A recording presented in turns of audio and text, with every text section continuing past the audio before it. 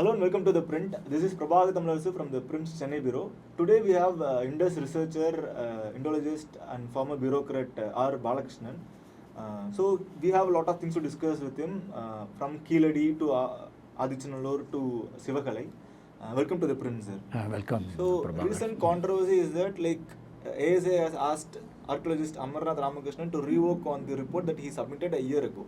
So 2 years back. Yeah, 2 years back. Before getting into what the exact controversy is, why is there a delay in submitting this report, sir? So the archaeology excavations are completed several years ago, completed in 2016-17 period. But the first phase of report is yet to come out, and even then they are asking to re-rate it. No, as this controversy came, because people started talking to us, then I heard accidentally, I was curious to show that what are the things that have happened in the meantime, because I've been busy in so many other things. Then I was actually really was surprised that when I visited the Archaeological Survey of India website to see that what is the latest reports and all, I could not find any report. Normally, every year Archaeological Survey of India brings out in Indian archaeology a review. It is their annual bulletin kind of thing. So every year what all happened in different parts of the country, they will summarize and give some pictures, and an annual report will come. Then sometime in 1953-54, that the annual report of ASI, it comes like another name change, Indian Archaeology, kind of a review. It's a kind of bulletin kind of thing. From 1953-54 onwards, it's coming. So more or less, it's been very regularly coming.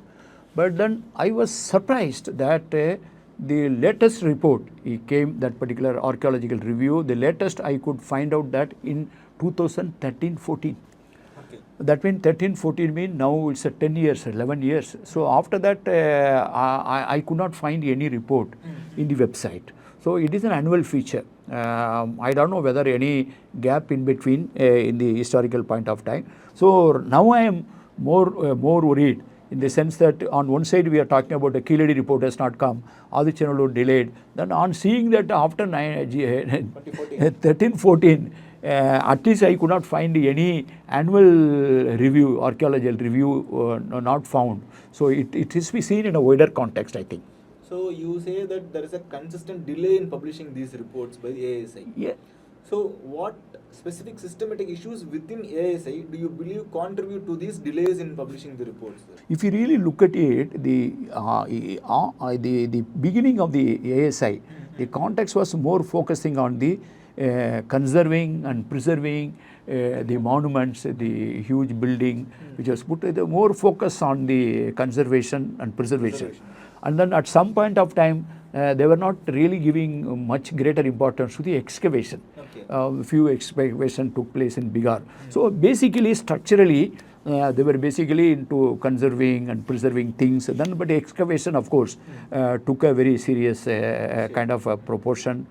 Probably Adichanallur and Rajagriha and other early Sanchi, finding of Sanchi in Bihar. So some area it became very important subject. So of course the epoch making, the changing history was the Indus Valley announcement.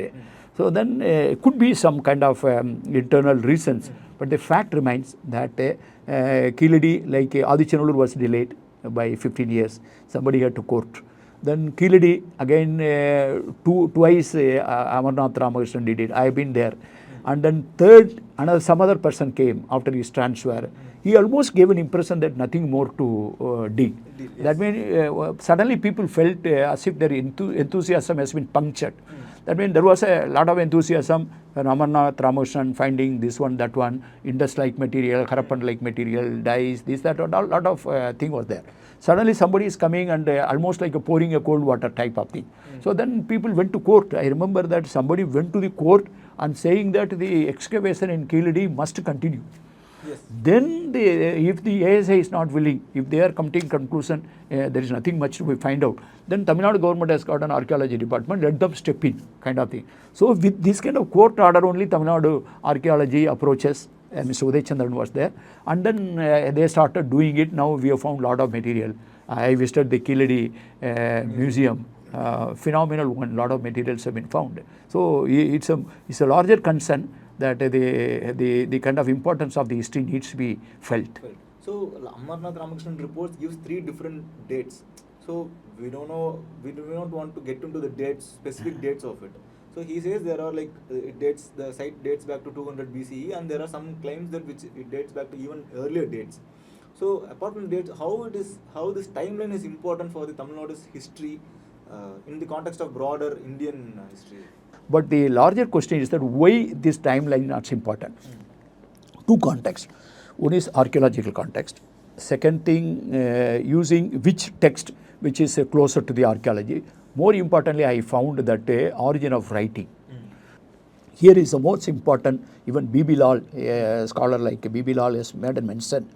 Between Indus script and the Indus sign system, before the actual proper writing system starts in India, what was the intermediate period? What happened to the writing concept? Yes. So then there is something is connecting the Indus signs and the graffiti. Yes. And that if you find almost if you find a graffiti anywhere in India, 90% found in South India, 80%. Out of that 90% found in Tamil Nadu. Tamil Nadu only you find mostly the pottery with the graffiti. Mostly it is found on the block and redware pottery. That is the reason I am emphasizing the importance of the block and redware pottery. Yes. Then there is something called painted graveware, which we normally associated with the Upper Gangetic Plains. Again, it is associated by many scholars by the arrival of the Indo-European languages. So painted graveware and then northern black painted ware and block and redware. These kind of graffiti markers are found only on the block and redware. Okay. Nowhere it is found in the painted graveware. Okay. So that means somewhere B.B. Lal has made an observation. Now recently a book has been published by Tamil Nadu Archaeology Department, Rajan and Sivanandam, where they are making a comparative study of the Indus sign, undeciphered Indus sign, undeciphered graffiti marker. Both are undeciphered, but if you look wise, you see that it's so close to each. So that means in this process, that means any archaeological evidence and giving a date is a very important. So, but the date cannot be given arbitrarily. It has to be sounded on certain like scientific C14 test is there. Whether other kind of dating methodologies are there. So they have to follow the scientific method. So following scientific method, if you are finding earlier date in Tamil Nadu, it will certainly create a different understanding on two count. One is that either what is the southern boundary of the what is called the first urban civilization. Before you have to understand, before the declaration or the discovery of the Indus Valley civilization and announcement in 1924, we always call urbanization mean Gangetic Valley was the Indian context, the urbanization started. Okay. Then we normally treat Tamil Nadu as a megalithic pottery area. Yes. We call it an Iron Age. And then we were holding a view that Tamil Nadu skipped bronze or the copper. Yes. But whereas in Adichanallur, you had a limited evidence for the that metallurgy, bronze as an alloy. And then again now even they could have the antiquity of iron. Even much before that they had the metallurgy of making iron. Probably the copper and the bronze may be less, but because that is a rare material. But then you cannot say that it totally skipped it. But then that is where I take a Sangam text. Sangam text is the only text which is a classical text. We celebrate iron as well as the copper, bronze. That is where I am trying to come, sir. Yeah. So in your book named Journey of Civilization Indus to Vaigai, so you are not going to Indus to some other valley, you are going Indus to Vaigai, which is a river in Madurai.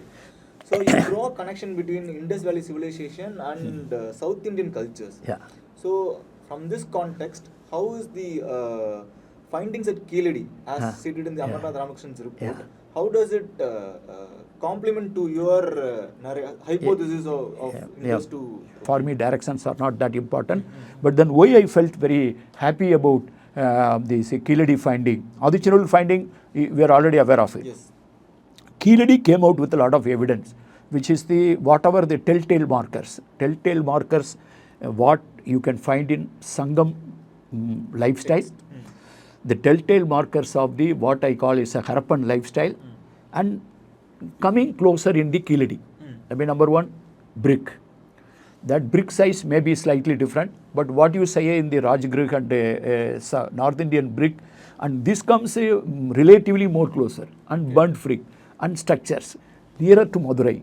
And then toys are available. And then the, what you call Timil Kalai, the bull, and then the importance to the cattle, and then the some of the mercantile material, and the material came from northern India. There is a lot of material from northern India, it's found here. So what was their connection? Whether it was a mercantile, whether it's a cultural, and then more importantly, people, you must have noticed that to say so far no evidence has been found, the religion was the center of that lifestyle. But when you say this religion, so I was going through this last report, 1314 report of ASI. So there they mention it as Kundavi Chaturvedi Hills as a location of this place, which like pointing to Vedic period. So No, that. It's a Kundi Devi Sadirvedi Mangalam. I also seen that one. You are right. It is called Kundi Devi Sadirvedi Mangalam. Kundi Devi Sadirvedi Mangalam, they are not saying that connected to Veda, because in Veda itself does not talks about Kundi Devi. Kundi Devi is a character in Mahabharata. Okay, then some people talk, even initially even Amarnath was writing like that. So even many people have located, they say that near Keeladi there is a burial site. The burial site is called Kondagai. Kondagai is the burial site. So then within bracket they said that the Kondagai is basically aberration. It was its original name was Kundi Devi Sadirvedi Mangalam, and then it became later on as a Kondagai. So they say that it has been inscribed on a well which belongs to 12th century or like that. So this inscription, even if it is found, it's about 12th century. We are talking about an Iron Age and Megalithic period and 3rd century, 4th century, 8th century BC. So whatever the maybe, whether it's 8th or 7th or 6th, is two different timeline. Kondagai itself, there are two Kondagai. One Kondagai, the Kondagai you are quoting near Keeladi. Another Kondagai is in Tanjavur district. If this Kondagai came from Kundi Devi Chaturvedi Mangalam, inscribed on a well, what about that Kondagai? So that question I asked in my book also. So these are all the later concept. It's basically nothing to do with Keeladi, nothing to do with the Iron Age, nothing to do with the megalithic pottery. All this is the two different timeline we are talking about. Keeladi has nothing to do with that. Kondagai has got a Kundi Devi and all. These are medieval concepts. So there have been criticism about this, the findings of Keeladi. Is he claiming to be the older dates, claiming to be secular, claiming to be non-Vedic? So what furthermore evidence from Keeladi could substantiate or counter these types of criticisms or skepticism? First let me clarify one more thing. Forget about Keeladi. Forget about Adichanulu. Even if you don't find any greater evidence in Keeladi, in Adichanulu, still we will make a very clear statement that the ancient Tamil antiquity has nothing to do with the Vedas. Nothing to do with that. If you go to the deep Sangam literature and Tamil grammar, it is basically the whole literary tradition and the society is basically, it's like a kind of what you call materialistic culture, which was not worried about the next birth or the previous birth. It was making a huge wealth and enjoying life. It's basically life-centric. And then the life is basically centric on the land. So the entire concept of Tamil ideology is basically landscape specific. So this is a land based. So each land has got its own god, and it has got its own people, and the people rooted to it is musical instrument, is a tree significant, the name of the bird, like this. It looks at in terms of the time and space. And that is called the primary aspect, Mudal Porul. It's basically the particular season and a particular space. That is the way it is looking at the topocentric approach. That is what even in Indus I consider it's more to do with the topocentric, because there is no evidence. There is no evidence for a big temple or a big it's not to say that the Tamil people all were not worshipping, they are not having any faith. They must have had a faith. Yes. There is numerous evidence in Tamil text itself. Palayol, Kotravai, and then Velan, Murugan, this kind of name. But they are all glued to that land. They are that village deity or family deity. Village deity or the specific that to landscape, and they are not creator God. You have to keep one thing in mind. In any religion, the monotheistic religion will always have a God who created the world, who created the ocean, who created the sky. Tamil language and its antiquity doesn't talk about a creator God at all. God himself is a resident of that land. That is how. So that means it's a totally different ball game. Even Sangam literature, somebody very eloquently talking and putting forth his own cultural politics. A king Arya Padai Kadanda Nedijalian, he makes a statement. Whosoever learned, whosoever educated, my government will listen to him. Okay. And then who he will be educated, it's nothing to do with the what you call caste or varna or something like that. Keelpal, Merpal, low man, high man, nothing to do with that. Whosoever reads, whosoever learned, he is the high man. And my government will listen to him. This is what I call the first education policy announced by a Pandyan king some 2200 years back. So imagine, look at that ideology. It's not tracing any merit or lack of merit to the birth. But was there discrimination in those periods as well? Because when I visited Adichanallur recently, so they were basically burial sites. So one was on the one side of the shore, and the other side was burial site was on the other side of the shore. So in one side they were able to find all the gold ornaments or other things inside the burial site or urns inside it. In the other part of the site they couldn't find any such gold or any ornaments, but they were able to find rice grains and millets and those things. So what some archaeologists suggest is that like there was differentiation in this burial, like those who were well off were buried at the one side of the shore. No doubt about it, because I tell you,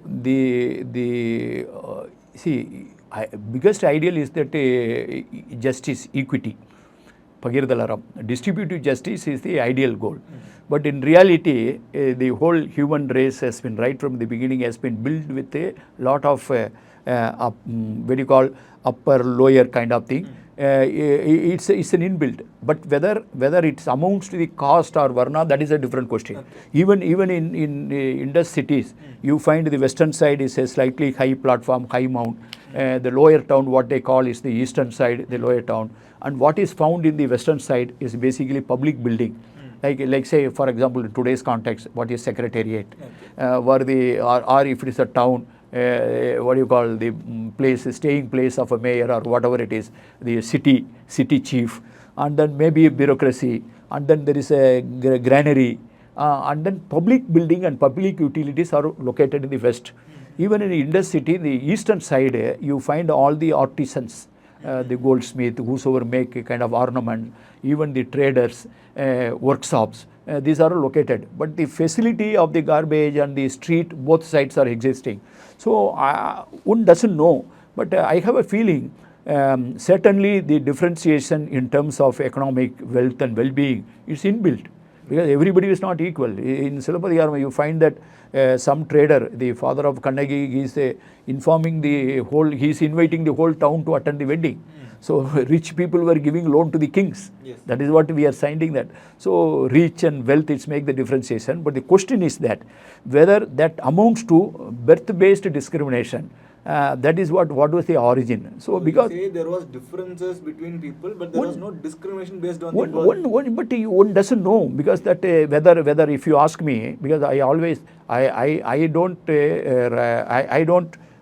say that whatever written in Sangam society was a great golden period. I never do that kind of thing, because I like there are certain things which is it is showing my path, how I should live, and in the present how we should plan our future. So for me, education for all, it is a present day goal, and we should work towards the spread of education. Okay, I find some material which is supporting that education for all. You cannot discriminate based on birth. I feel good about it, because this guy is talking about the spread of education. Okay, then somebody is talking about the spread of equity and what you call the distributing wealth, or giving food for the people who are not able to eat. So it is not blaming that you are starving because you committed some sin in the previous birth. Something he doesn't blame, and he says that you give it. You don't, if somebody to the extent that Tamil ideology talks about it, if somebody has to beg and eat, let the one who created the world, whether you take that Ulagi Yetriyan, whether you consider that as a god or a king. In Tamil terminology, Koil, Ko, the terminology for king and the god will be same. So whether you take it whichever way, he said, let him go to hell. That is what the Thiruvalluvar talks about. What a kind of revolutionary idea. And another Sangam literature talks about Pasipini Maruttuvan Illam. That means if I have to translate, Pasi is a disease, it says. That means the hunger is a disease. Then what is the treatment or the medicine for that the disease of hunger? Food is the medicine. Yes. Okay, one who administer the food for a fellow who is hungry and starving, and he is called the doctor. I mean, what kind of doctor? He is the man who treats the disease of the hunger. So he is called Pasipini Maruthuvan. And where he resides, Pasipini Maruthuvan Illam. The house of the doctor who treats the disease of the hunger. Okay. I don't think that a terminology, a kind of narrative equivalent to this has been ever written anywhere in this continent. Instead of blaming him that you are poor because you have committed some sin, it finds an immediate distributive justice. So then some certain ideology matches. That is the reason I celebrate certain things of Sangam literature. It does not mean that Sangam literature, whatever it says, is a gospel truth. If it is not in order, I don't take it. So people must worship. But then overall, you don't find any evidence for the great temple in Harappa or Mohenjo-daro or any place in the Indus sites in India or elsewhere. You don't find that kind of thing in the Keeladi. It does not mean that they were not worshipping. They must worship, but that was not the central of life. You find toy. In Sangam literature, it talks about so many sports. So I am telling about what is called the societal priorities. The societal priority, it matches with the Sangam literature. It doesn't match with the other priority. That's what I am trying to say. Okay. Thank you so much for sharing. Thank you very much. We ended up talking more about the Sangam literature, but it's fine. It's high time that I personally feel it's time that we translate. I think that a lot of translations are available, but there is a high time that the Sangam text, the ancient Tamil text, are translated in not only in English, in many international and many Indian languages, so that what this literature, these people are trying to say, it will give you a better understanding. That's what. This is just one last question, sir. Since you are part of this the World Tamil Research Center, since you are chairman of this center, do you have any plans to translate the Sangam text to any foreign languages? No, a lot of actually there is actually a huge amount of efforts are being made. Okay. Tamil Nadu Textbook Society, that corporation, they are launching a huge efforts translating the Tamil knowledge corpus or the Sangam, be it Sangam literature, any literature, even modern literature, into the languages outside India and within India is one of the important priorities. And certainly we will take this into consideration. Right now, a lot of material available in the internet. In internet, you a good translation on Vaigai Herbert. She has done a good translation, landsangamtamil.org. So you can read the Sangam text in English, and A.K. Ramanujam, B.L. Hart. But it's not full translation, but A.K. Ramanujam has a very good poetry. A lot of reading material available in English also. I wish that it's available in many other languages. Thanks. Thank you so much, sir. Thank you. All the best for your efforts to thank you. translate those Tamil texts as well. So thank you for watching this. For more such videos, stay tuned to the Print's YouTube channel. Thank you.